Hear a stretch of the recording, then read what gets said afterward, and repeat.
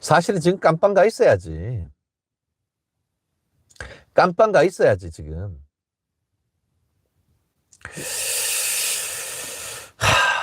참. 네. 안녕하세요. 최진영 변호사입니다. 노란봉투법의 비극. 이 죽음의 구판이 도대체 언제 끝날 것인지. 정말 얼마나 많은 사람이 죽어야 이 구판이 끝날 것인지 정말 걱정되지 않을 수가 없습니다.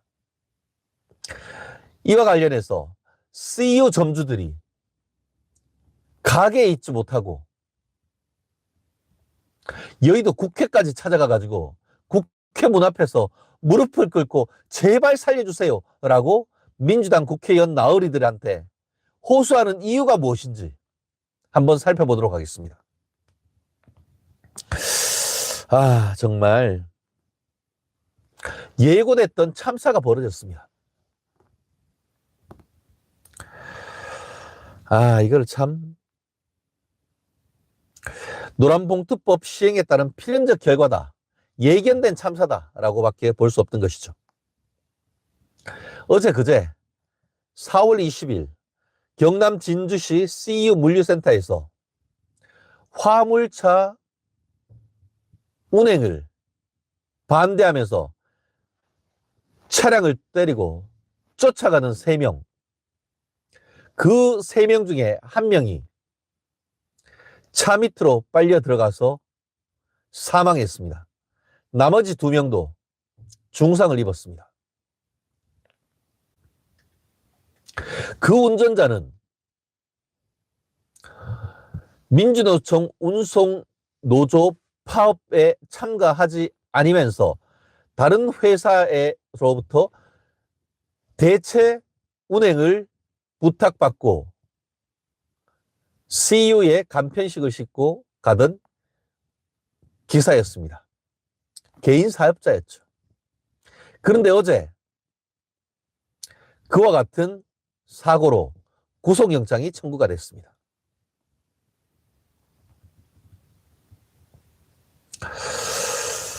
말씀하신 것처럼 화물차 저지하던 민주노총 화물연대 소속 기사 1명이 그 2.5톤 트럭에 치여 숨지고 2명이 다친 겁니다.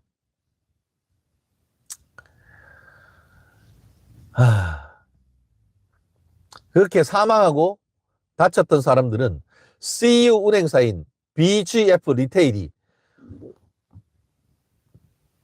원청이다라고 생각하면서 니들이 진짜니까 진짜 사장, 바지 사장 말고 진짜 사장 니들이 우리하고 해서 임금 협상하자라고 했던 자들인 것이죠. 그러면서 파업에 들어가면서 대체 차량 운행을 방해하고 있었던 것이죠. 대체 차량이 나오니까 그 차량을 쫓아가가지고 깨고 두드리고 세우려고 했던 사람들이었던 것이죠. 그렇다고 하면 이번 교섭을 둘러싼 쟁점이 된 것이 무엇인가? 이른바 노란봉투법. 진짜 원청 교섭을 둘러싸고 점점 싸움이, 노사 갈등이 격화되고 있는 모습이 지금 드디어 터질 게 터졌다는 것이죠. 정부는 뭐라고 합니까? 이런 식으로 해서 하청이 원청하고 교섭하게 되면은 근로자의 교섭권이 올라가고 근로자들이 잘 사는 세상 될 것이라고 했던 것이죠.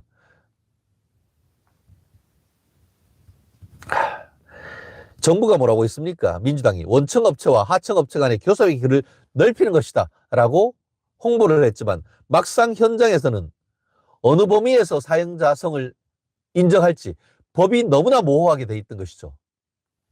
뭐라고요? 실질적 지배력, 구조적 통제. 그게 도대체 무슨 말이야? 말이야 방구야. 아주 구체적으로 라인 바이 라인 얘기를 해놔야 기업들이 운영을 할 것이지. 두루뭉술이 해라니까 니나 매나 대건한테는 다 해가지고 지금 지난 한 달 3월 10일 날 시행되는데 4월 10일까지 딱 한 달 동안 1,100건이 넘는 이런 일들이 벌어졌던 것 아니겠습니까? 그런데 잘 생각해 보면은 화물운송 기사들은 노동자가 아니고 각각 개인적 사업자 등록을 냈는 개인 사업자인 거예요. 말씀드린 것처럼 CU와 물류 계약이 아닌 지역 운송업체와 계약을 맺고 일했던 사람들인 것이죠. 말씀드린 것처럼 노동자가 아니고 개인 사업자들인 게 있죠. 지들은 노동자라고 하는데 보면은 다 사업자 등록 다 있고 개별적으로 세금 신고하는 다 그런 개별 사업자인 것이죠. 예전부터 정부도 이들이 자영업자로 규정을 해서 노동조합법상의 노동자성 자체를 부인해 왔던 것이죠. 노동자도 아닌데 자기가 노동자라고 하면서 파업하고 단체 교섭을 요청하는 것 자체가 다 불법이죠. 법적으로 봤을 때는. 이런 상황에서 민노총이 지난 대선 과정에서 자기들 조직적으로 편들어주고 하니까 그에 대한 청구서를 내미니까 민노총 위원장이었던 철도노조 위원장을 지금 현재의 노동부 장관으로 갖다 꽂아 앉힌 거 아닙니까? 그래놓고 윤 대통령이 거부권을 행사했던 노란봉투법이란 것을 그냥 힘으로 밀어붙여버려서 통과시켜서 지난 3월 10일부터 시행되게 해서 이 난리, 이 지옥을 만든 것 아닙니까? 결국 사용자성을 거의 무한대로 확대해서 갈등에 불을 붙인 거 아닙니까? 봄의 산불처럼.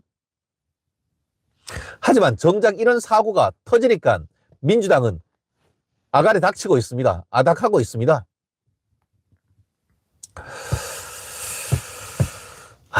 그런데요, 고래 싸움에 새우등 터지는 겁니까? 가장 먼저 불똥이 튄 것은 우리 보통 사람들이 이용하는 CU와 같은 편의점 점주들입니다. 저도 사실 점심에 방송이 있거나 할 때는 점심 못 먹고 그냥 CU나 세븐일레븐 가가지고 삼각김밥이나 김밥 싼 거는 3,400원. 그래서 우유 하나 하면은 한 5,000원 정도면은 점심을 때울 수가 있죠.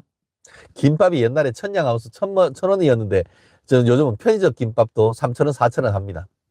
저는 보통 한 3,500원짜리 김치 참치김밥 뭐 이런 거 제가 자주 사 먹으니까 아유 입에 침 고이네.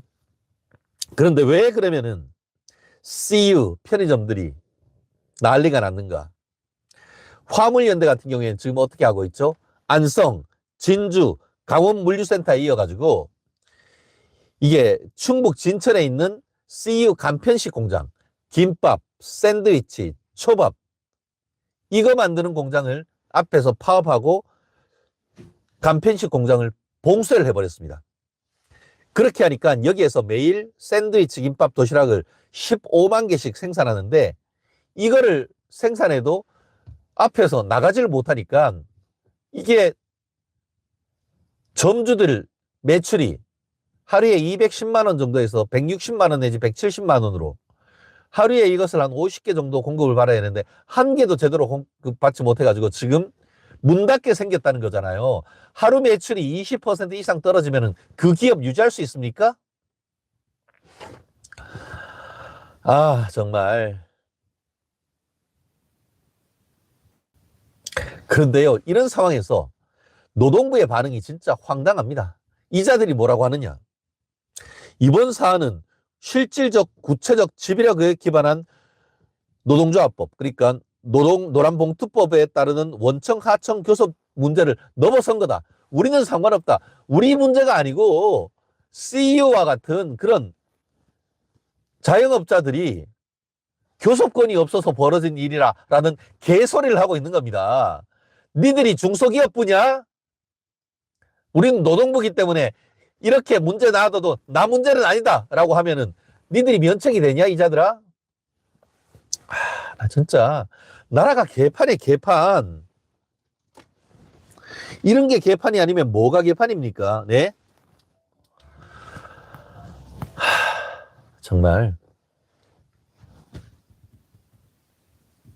참. 그러면서 하는 소리가 결국 그거잖아. 편의점줄 니들이 그러면은 니들이 대동단결 단결 투쟁해가지고 CEO한테 협상해라고 하는 거잖아. 야, CEO한테 협상한다고 지금 되냐? 민노총이 앞에 깔고 앉아 있는데. 그러니까 그 CEO 관계자들이 어떻게 돼 있습니까? 지금 보여드릴까요?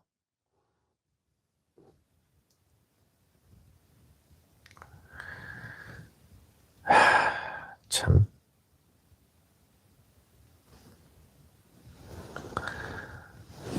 이러고 있습니다. 이러고. 지금 화물노조 물류센터 봉쇄로 물리 막힌 CU 점장들의 제발 그만해달라고 무릎 꿇고 읍소하고 있습니다. 이제 민주노총은 노란봉투법에 의해 가지고 갑 중에 갑, 슈퍼갑 만들어 놓고 노동부는 뭐? 니들이 가서 단체 협상을 하라고? 미친 새끼들 아니야? 이런 자들 다 모가지 잘라버려야 되는 거 아니에요? 이런 자들. 그리고 지금 이분들은 피눈물 흘리면서 가게도 문 닫아놓고 이렇게 와가지고 국회 앞에서 민주당 의원 나리님들 제발 좀 살려주십시오. 이런 가렴주구가 어디 있습니까? 이런 가렴주구가. 아유, 우리 찌리 할배님 참 대통령 선거 시대 참 좋겠습니다. 주가지수 6천 시대 돼가지고. 까제 개구리 붕어는요. 보통 서민은요. 주가 돼가지고 니는 돈 많이 처먹었냐? 그래서 그렇게 좋냐? 니들은 대동단결해가지고 억강부약한다며. CEO 업자들이 무슨 대기업 사장들이냐? 문재인이가 최저임금 거의 2배로 올리고 야간 주유수당 폭증시켜가지고 CU가 서울 강남에도 밤 11시면 문 닫습니다. 야간 수당 주고 도저히 운영이 안 되기 때문입니다. 억강부약 개소리 하지 마. 다 굶어 죽는 세상이 온 거야. 지금 주가지수 6천 가는 게 어디에서 그렇니? 결국 삼성전자하고 하이닉스가 먹여 살리는 거 아니야? 어쩌다가 이렇게 대한민국이 되어 있는지 정말 모르겠습니다. 어떻게 저렇게 노사 갈등을 촉진시키는 법을 만들어서 거기에서 파업하던 노동자들이 죽어나가고 노동자와 노동자들이 서로 싸우는 과정에 있고 그 가운데 자영업자들이 굶어 죽게 생겼다고 이런 아우성을 부리는데 주가 6천 시대로 왔다고 하면서 이재명이가 니들 할아버지고 니들 하나님이냐? 아유, 어쩌다가 저렇게 되는 것인지, 어쩌다가 대한민국의 정신이 저렇게 썩어 빠지게 된 것인지, 어떻게 대한민국의 기업가 정신을 이렇게 말살시키는 것인지 저는 참 이해할 수가 없습니다. 과연 대한민국은 망조가 들었습니까?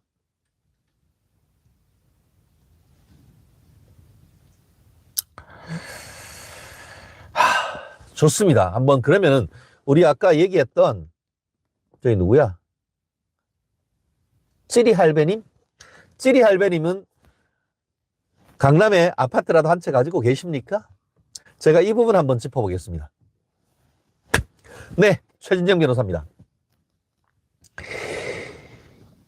이재명의 부동산 지옥, 이재명이 쏘아올린 부동산 참사 현장을 고발합니다. 우리 성군 시대에 왜 서민들은 이런 전세 난, 월세 폭등을 온몸으로 겪어야 되는 것이죠? 제가 이거 한번 보여드리겠습니다. 여러분들, 우리 성군 시대에, 이재명 성군 파파 시대에 왜 이런 걸 겪어야 되죠?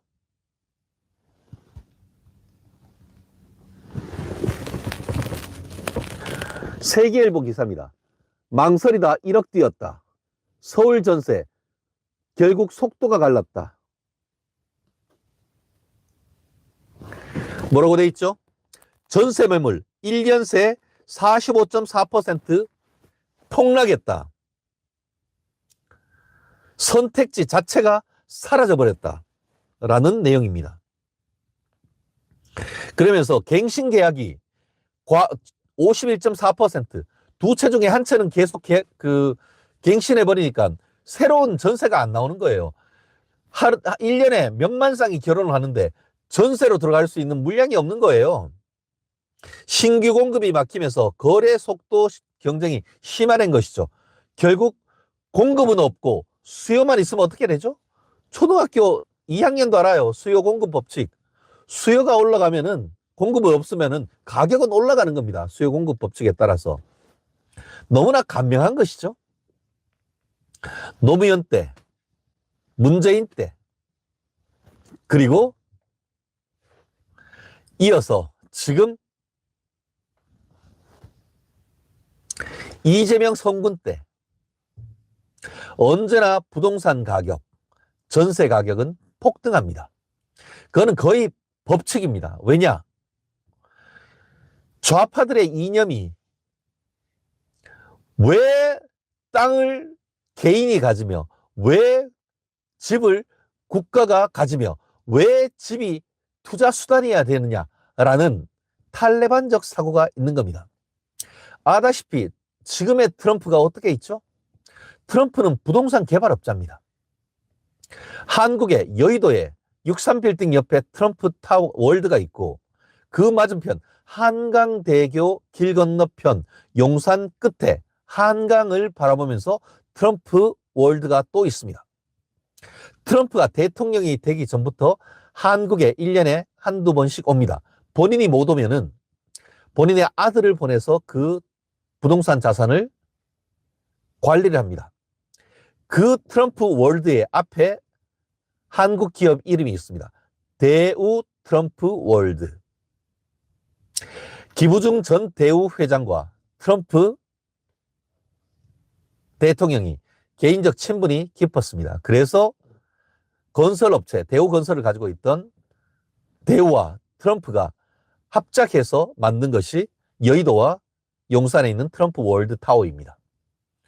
물론 제가 공부를 했던 시카고에 가면 시카고 리버, 시카고의 가장 핵심, 우리나라로 명동 같은 매그니피센트 마일이라고 해서 미시건 애비뉴가 있는데, 미시간 애비뉴에서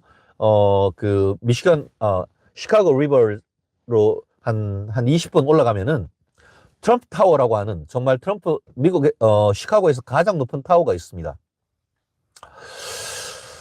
예전에 2010년 11년에 그 트랜스포머란 영화 아시죠? 축축축축축. 네. 자동차가 변한 옵티머스 프라임 범블비. 제가 미국 시카고에서 공부할 때 우리 집 바로 옆에서 트랜스포머 영화를 찍었고, 그 트럼프 영화가 시카고를 위주로 해서 이어지고 있는 그런 모습을 봅니다. 그 가장 높은 이 나오는 타워가 트럼프 타워고, 물론 뉴욕에 가면 트럼프 월 타워가 있죠. 거기에서 멜라니아하고 전 부인이 살고 있죠. 말이 길어졌는데요. 공급이 없어요. 공급이. 그래서 지금 현재 어떻게 돼 있냐. 오늘 세계일보 기사를 보면은 망설이다 일확되었다. 서울 전세 결국 속도가 갈랐다라고 하는데, 이게 무슨 말이냐. 진짜 이게 그 아파트 실거래가라고 하는 아실이라고 하는 부동산 빅데이터 플랫폼을 보면은, 이게 4월 20일 엊그제 기준으로 서울 아파트 전세 매물이 15,380건, 15,380건인데요. 1년 전 작년 이맘때를 4월달 기준으로 해서 전세가 28,100건, 정확하게 28,139건에서 절반 가까이 45% 매물이 감소했습니다. 1년 사이에 선택지가 2분의 1로 증발해 버렸습니다. 아유, 우리 이재명 대통령님 정말 고맙습니까? 라고 해야겠습니까? 이자들아. 당신들 정신 똑바로 차려. 우리 삶의 기본은 의식주 아니야. 옷 입는 거, 먹는 거, 집이 확보가 돼야 집에 가서 편안히 쉬고 재충전을 하고 나오는데 그 집이 내가 들어가 살 전세 집이 절반으로 줄어들었단 말이야. 부자들이 전세 사니? 서민, 중산층이 살지. 월세 살다가 전세로, 전세에서 20평으로, 20평에서 30평으로 이렇게 우리가 인생이 그렇게 가다가